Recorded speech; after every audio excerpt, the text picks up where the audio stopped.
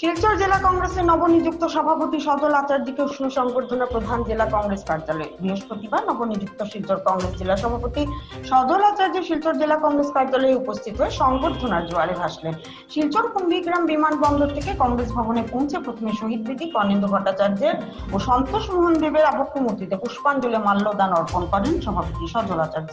তারপর আনুষ্ঠানিকভাবে প্রাক্তন সভাপতির হাত থেকে দায়িত্বভার গ্রহণ করেন তিনি। পরে এক সভার মাধ্যমে সভাপতি সজল আচার্যকে সংবর্ধনা জানানো হয়। সংবাদ মাধ্যমের সাথে কথা বলতে গিয়ে সভাপতি সজল আচার্য জানান, আগামী নির্বাচনের আগে বুথ কমিটি ও মন্ডল কমিটিকে কিভাবে শক্তিশালী করা যায় তা নিয়ে দল কাজ করবে এবং জনগণের বিভিন্ন সমস্যা সমাধানের লক্ষ্যে কাজ করবেন। আগামী কর্পোরেশন নির্বাচনে কংগ্রেস দল প্রত্যেকটি ওয়ার্ডে বৃহৎ ভোটে জয়লাভ করবে এবং আগামী দিনে আসামের মুখ্যমন্ত্রী হিসাবে গৌরব গগৈকে দেখতে চান সবাই। জাতি ধর্ম বর্ণ নির্বিশেষে সবাই এক হয়ে দলের জন্য কাজ করবেন। তিনি বলেন, শিলচরের সাংসদ ও বিধায়ক মেরুদণ্ডহীন মুখ্যমন্ত্রীর সামনে তাদের সাহস নেই কথা বলার। এদিন উপস্থিত ছিলেন প্রাক্তন সভাপতি অভিজিৎ পাল, প্রাক্তন বিধায়ক অজিত সিং, তমাল বণিক, সূর্যকান্ত সরকার, বিধায়ক খলিল উদ্দিন মজুমদার, বিধায়ক মিসবাহুল ইসলাম লস্কর, শরীফুজ্জামান লস্কর, আনসার হোসেন বড় লস্কর, যুব কংগ্রেস, NSUI, সেবা দল, মহিলা কংগ্রেস সহ সর্বস্তরের কংগ্রেস কর্মীরা।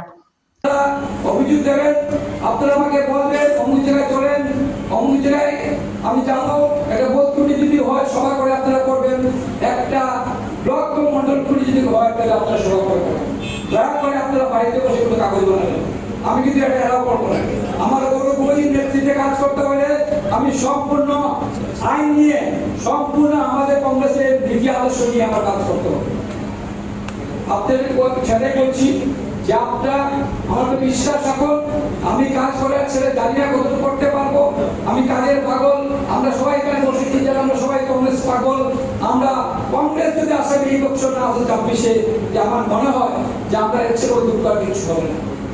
আমাদের গৌরব গগৈ আজকে প্রত্যেক জায়গায় আসামে ঘুরে বেড়াচ্ছেন, আপনারা দেখছেন কিভাবে হেমন্ত বিশ্ব শর্মা গৌরব গগৈকে ডাউন করবে বিভিন্ন বক্তব্যের মাধ্যমে ওনার এগেইনস্টে উৎসাহ দেখানো হচ্ছে। তবুও পাবলিক সচেতন, পাবলিক যদি আমাদের সঙ্গে থাকে, জনসাধারণ যদি আমাদের সঙ্গে থাকে, জনসাধারণ গণদেবতা গণতান্ত্রিক সাধারণের সামনে যদি আমরা গিয়ে আমাদের বক্তব্য তুলে ধরি, আমাদের নেতা যিনি আমাদের পাইছে আসামে 100% আসামের প্রত্যেক মানুষের গ্রহণ করবে, হিন্দু বাঙালি মুসলমান খ্রিস্টান সবাই। আমরা দেখেছি মিডিয়া যেভাবে পরিশ্রম করছেন এবং আমার বিশ্বাস আমার ভাই বন্ধুরা এখানে আছেন, আমার সমাজে আপনারা বসে আছেন, ধৈর্য ধরে ধন্যবাদ জানাই সবাইকে। এবং আজকে যারা আমাকে কুমিল্লাম থেকে আনতে গিয়েছেন প্রত্যেক কর্মীকে আমি ধন্যবাদ জানাই। NSUI, যুব কংগ্রেস, মন্ডল কংগ্রেস, ব্লক কংগ্রেস কর্মী।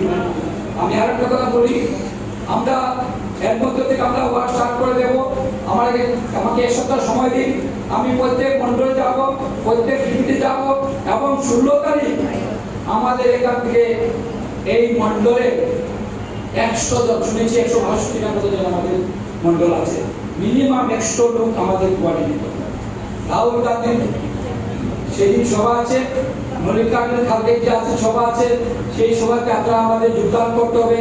এবং আমাদের কিছু অভিযোগ আপনারা বলবেন, কর্মীদের আছে আপনারা বলবেন, আমরা বলবো না, আমরা সামনাসামনি আপনারা বলবেন কাতারের কি সমস্যা আজকে, কাতারের যে সমস্যা আছে।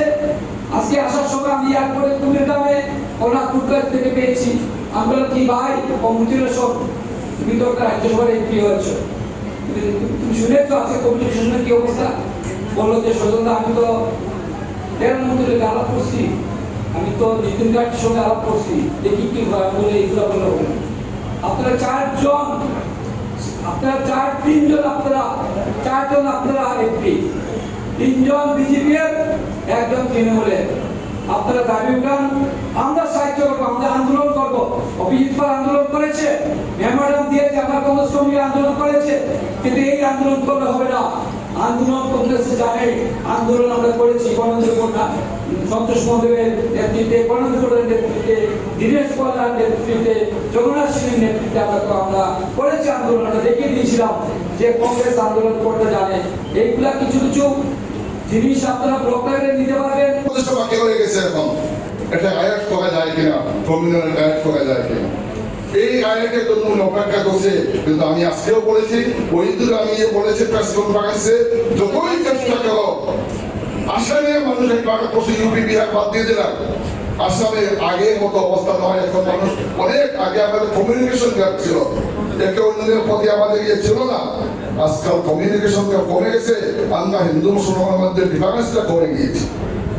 আজকে আমরা যতই চেষ্টা করো 99% মানুষ মনে করি হিন্দুর মধ্যে ভালো হোক, মুসলমানের মধ্যে ভালো হোক, 1% মানুষের সব গন্ডগোল করে। আমরা যদি এক হয়ে যাই, আজকে কেউ পাবে গায়েব করাইতে পারবে, মন্দির বাঁধতে পারবে, মসজিদ বাঁধতে পারবে। আজকে এখন একটা পরীক্ষা আসা উচিত, যদি আজকে মন্দির ভাঙে কেউ, মন্দিরের প্রতি কেউ যদি আঙুল দেখায়, মুসলমানকে সেটা দেওয়া উচিত। মসজিদ যদি কোনো ধ্বংস হয়, হিন্দুকে এখানে আঁকানো উচিত। এই যদি পরিবেশটা আসে আমাদের মধ্যে, যতই চেষ্টা করবো কেন বিজেপি যেটা যতই ডিভাইসের রুল যেটা করতে চাইতেছে, কিছুই বলতে সাফল্য হবে না।